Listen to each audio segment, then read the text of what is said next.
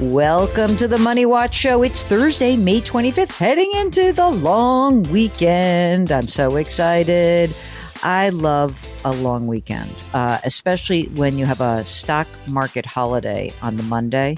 Although, Mark, I'm going to start spending some more Mondays out in my other home. And so I'm kind of excited by that. I feel like that's a big move for us, a post-COVID move, which is spend that extra day out there. Because I have a whole setup. I have a microphone. The only way it hurts me, I could get potentially into some trouble, is if there's breaking news on a Sunday night. But that's not the norm. It has happened. But then I can just jump in the car on Sunday night. So you know where to find me on Mondays, Mark, okay? It's a new summer tradition for you guys, it sounds like. I'm hoping we're going to try. I mean, it's more her issue than mine. Well, how are you going to get around that? She says she can do it. She thinks she can do it as long as we don't. The thing is, we cannot be on the road during the work hours. That's the thing that's a problem for both of us. So if we wait till, have an early dinner Monday night and then head back into the city, then we're in better shape. That's the game plan, at least. We're going to try it. I think for Memorial Day weekend, I think we'll probably be here in the city, which I actually don't mind. It's nice and quiet around that time. Never quiet in your area, though. It's always action. I got to tell you, we went out to dinner on Saturday night, and then we walked home through the neighborhood. I mean, it was – I've said this recently before on an episode, but I'll say it again. It's just a sea of humanity. I mean, you look around and you're just thinking there is no economic problem here. I mean, it was so many people. It was unbelievable. Same thing for us, because we went to theater on Saturday night and the tourists are back in Times Square. So it was shocking how crowded it was. I saw a great show, by the way, Summer 1976 with Jessica Hecht and Laura Linney, fellow alumna Laura Linney from Brown University. It was fantastic. Also, I'm totally turning into my mother because I was like, 90 minutes, no intermission. I love this. It was great, though. And I have so many theater tickets right now. I am just piling it on. Big springtime here in this household. And then we're going to have a great summer. So I'm looking forward to that. And I'm very much looking forward to hearing from all of you who are on the line. If you have a question about something going on in your life that has some financial implications, go to our website, JillOnMoney.com. Click the Contact Us button and fill out the form. And if it's an email, that's fine. We'll read emails from time to time. And if you are sure that you want to join us on the air, just check that box and Mark will do the rest. Hey, while you're on the website, don't forget, we have got a brand new service. It's called Jill on Money Live. This is where you have access to quarterly live webinars and lots of special content. So check that out. $35 for a whole year. What a bargain. You can also buy the book, The Great Money Reset. And that is the book that is really based on conversations with all of you over the years, where we have learned so much about how people are changing their lives and making sure that they're considering the money aspects of any life change that is going on. So check that out.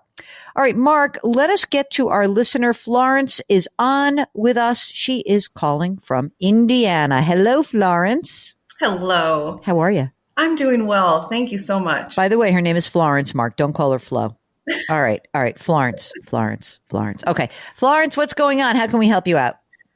So I have a question, and I think it could either be two questions. It could either be the nitty gritty of my finances, or it could be a more high level and just what do I do?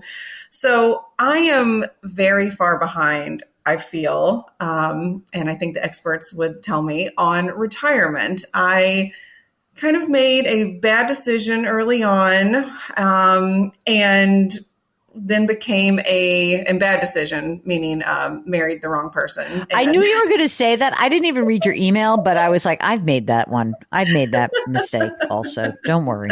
I know. Made a mistake. Yeah. And then I actually started working for a nonprofit, and I was self-employed for about 8 years. And during that time was not contributing to retirement. And so back on track, not married to that person, married to my soulmate, the best human I've ever met in this world.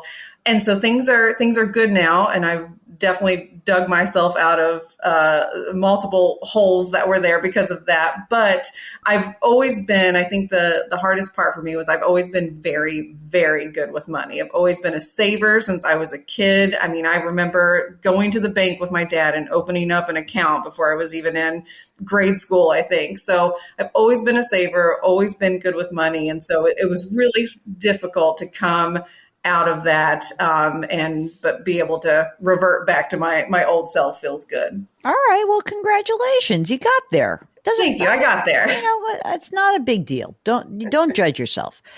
Tell us a little bit more about yourself. For example, how old are you? I'm 38. Okay. And do you have kids? No. Okay. 2 dogs. 2 dogs. All right. And you said there is a partner, right? Yes, my husband is. And how old is he? 36. Tell us a little bit about the income. So I make 55 a year. Mm-hmm. He makes 89. There's a little bit of room for me to make more money over the years. And I am in a job that I absolutely love. It is what I will do for the rest of my life. It was basically created for me, and I will never leave. Oh, that's so nice to hear. That's great. Okay. And so right now, I contribute, well, right now my 403B, I have about $10,000. Okay. And I've been in this job for 5 years, and I contribute 13%. So I max out. And is there a match? There's no match. No match. Okay. Now let's go with hubby. So he has 82,000, and his is split between a 401k and a Roth 401, and so he contributes 15%. Okay. How much does he have saved? So he has kind of liquid cash of 44,000. And we also have a CD that matures in July for 235,000. Where'd that come from? Did you sell a house? No, it's not illegal. It's not illegal. I don't know what to say about that, Mark. What do you think about that? What do you think it's coming from? Is it gambling? Yes.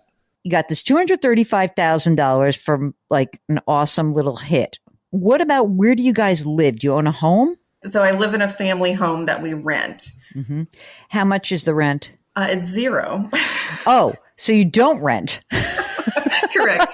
Well, wait a second. You live rent free in a family home.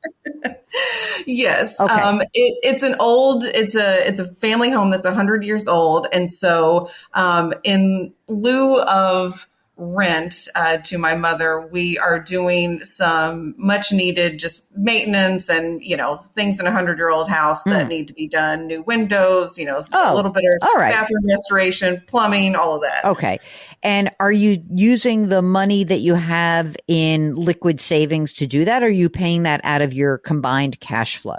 We are doing that, actually a little bit of both, a little bit of combined cash flow and then a little bit of, what we have in liquid savings. Do you feel like is that just going to be an ongoing thing, like some amount of money every year? Or are you going to just try to bang, now that you had this one big chunk of money, should you just bang most of the work out at once? I think it's a little bit over time. My mother, when she passes, I will inherit 5 different properties. 5? That's 4 Yes. more than you need to live in. Correct. And right now they are all, except for the house that she lives in, they are all rentals. And we will most likely move into her home that she's living in and then rent out all of the others. Okay. So how's mom doing? Is she in good health? No, not the greatest. Oh, I'm sorry. Yeah. So in some respects, this is an interesting kind of game plan to develop because we know that you are going to be coming. Are you the only child? Yes. Okay. Because you're going to inherit these properties. Are you managing your mom's money at this point, or does she have someone she works with? She does have someone. She's terrible with money. And unfortunately, my dad, who took care of everything, passed away 7 years ago. And so I try to help her as I can with just, here's what you have coming in. This is not what you should be spending money on. That's a little role reversal, right? Boy. It is. It's Yes. tough. I'm absolutely the parent in the situation. And so, yeah, I mean, and it will, she's done all of her documentation. I mean, it will get to the point where I will take over the finances. Okay. Do you have any idea how much the rental properties provide in terms of income to her? She loses money. Oh, she does? How's that? She does not have them priced accordingly, and only one home is paid off, and so that she actually gets some income from. If she were to pass away, would you sell these properties, or you'd try to maintain them and create rental that was cash flow positive? Yes, the latter. Okay.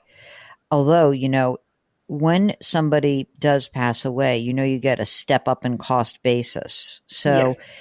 it is a time where you may, I don't know when it's going to be, we'll be here, like if anything were to happen, but it may be worth considering whether you should blow out some of the properties or any of the properties that are not really going to be good performers over the long term. Just Right. putting it out there. Yep, What do you thank you. figure is like the total value of equity that she has in these homes right now?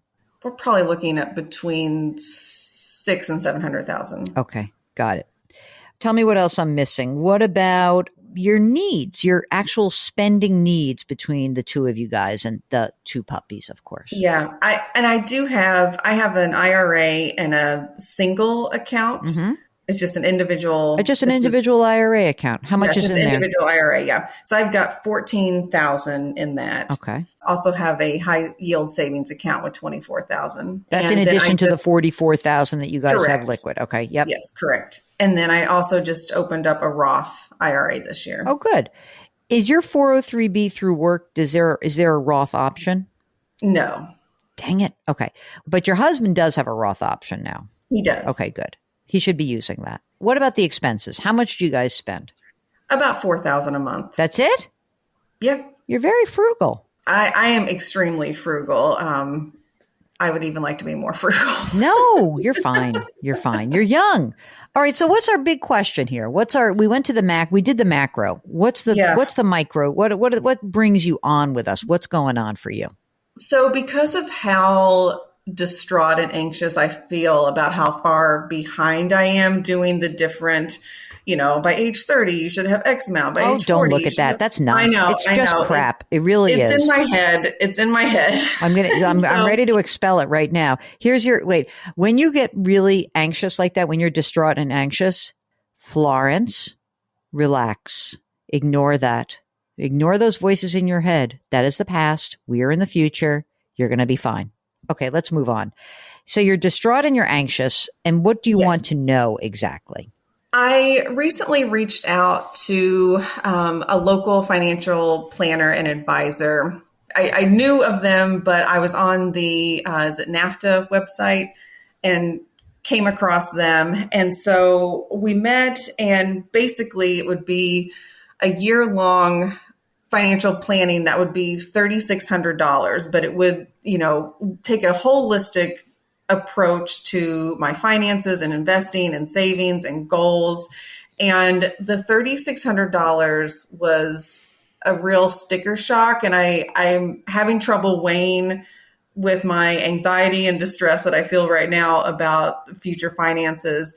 Is that worth spending money on for a financial planner with my situation to move forward and have that done? Or should I be using that money to just help max out my Roth IRA? Mark, I'd like you to take this up. As a man who loves financial planning, should Florence and the machine actually pay $3,600 for this relationship with a fee-only financial planner? At this stage, I would say no. Down the road, when all these properties fall in your lap and whatever else comes in your lap, then it might be a good move. But right now, I don't think so. I don't think so either. How about this? We just saved you $3,600. I mean, look, you're doing what you should be doing. You're putting money into your retirement account, which is great. He's putting money into his retirement account. You've got some money that's working for you. This is your liquid cash. When this CD matures, I would like to encourage you guys to move at least some of it. What you don't think you'll need for the house, right? I think you should start considering whether it is time for you to be investing in a brokerage account. And you don't have to do it all at once. And again, I really would like you guys to be conservative, because this is, this weird thing that fell in your lap. And so if you say to me, well, we've got $44,000 liquid plus the $24,000 you have, right? Maybe you really want to always have $100,000 on hand because of that you're living in a 100-year-old home, right? But you don't spend a lot of money. If you were to look ahead at your Social Security benefits, I'm sure that, you're going to be completely covered. You've got a job you love. The only change I would make, as Mark said, is that you're going to have a little bit of a life-altering experience, not just because you're going to come into money, but you're not going to have your mom, and that's going to be a lot. And then it's going to be emotional for you to really think, what is the best way to manage all of this real estate? And that may be when you want to hire somebody. But for right now, where do you hold your Roth IRA and the individual IRA? The Roth IRA I have through Fidelity. Mm-hmm. And the IRA and the single account I have through Edward Jones. Here's what we should do. So this will be much easier. Go to Fidelity and say, I have a Roth with you, Fidelity, and I have an old IRA that's at Edward Jones. I think you should convert the old IRA and move it into the Roth.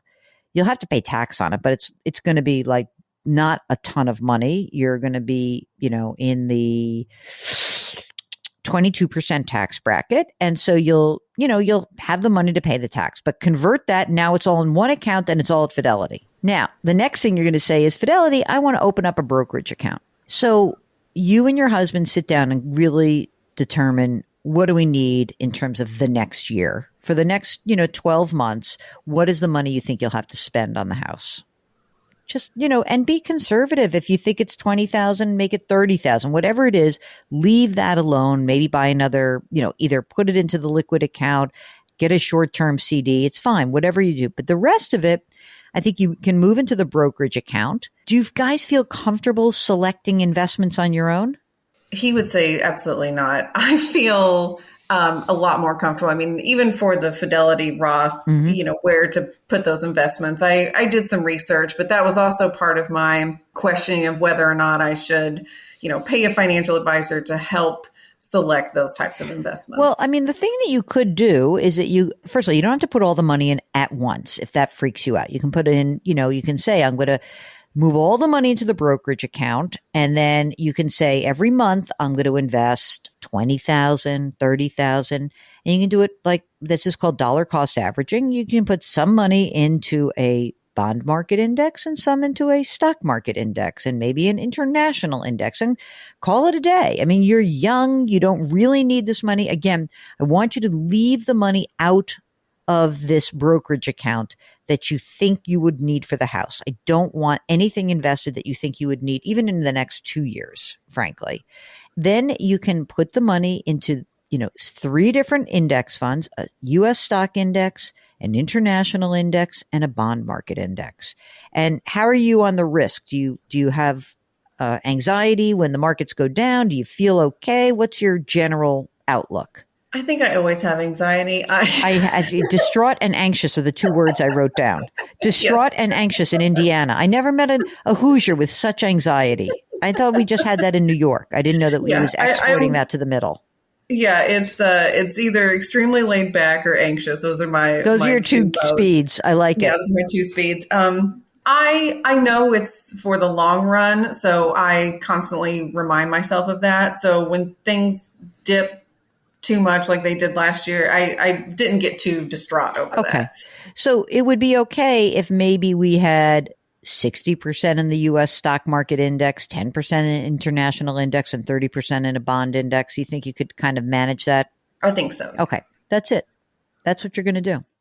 Now, again, once you have all this real estate, there are many bigger decisions to make, right? Because who knows? If your mom lives for a while and you're getting like $1 million of home equity and, it may be that you don't really want to manage this. Or it may be that like, wow, these two properties are working great. This one stinks. I'm going to sell this. But you need to have a level head and not hang on to something just because mom had it, and be clear about that will serve you. How does it serve you to reach your ultimate goals? That's really it. That makes sense. What else is going on that we need to know about?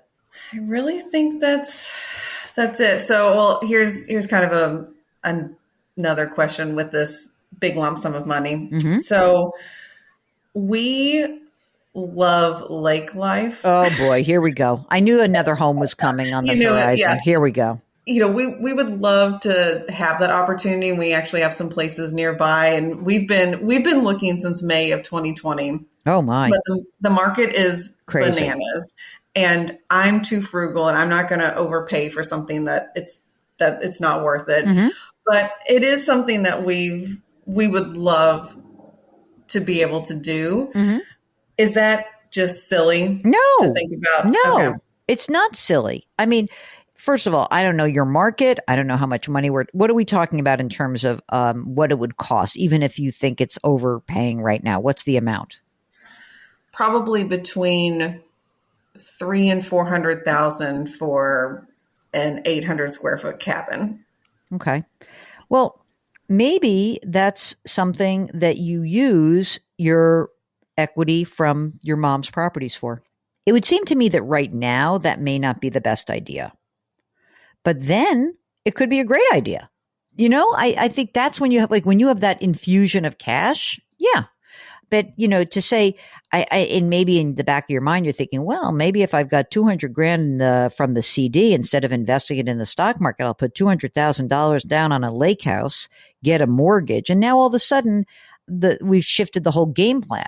If you think that's really the priority, I'm sure that we could figure out how to make it happen. I don't think from what you're saying, you'll be more distraught and anxious if you have a monthly nut from your lake house that is weighing on you. You might be able to do it in 5 years. I don't know. But for right now, I wouldn't do it. I hope that this has been helpful, Florence. Keep in touch with us. Let us know how things go. Save your $3,600.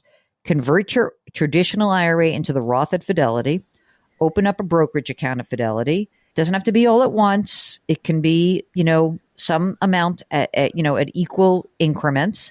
And let's tamp down that distraught and anxious mindset and go into okay, I can do this. That's it. You can do it. Sounds like a plan. You can do it. Okay.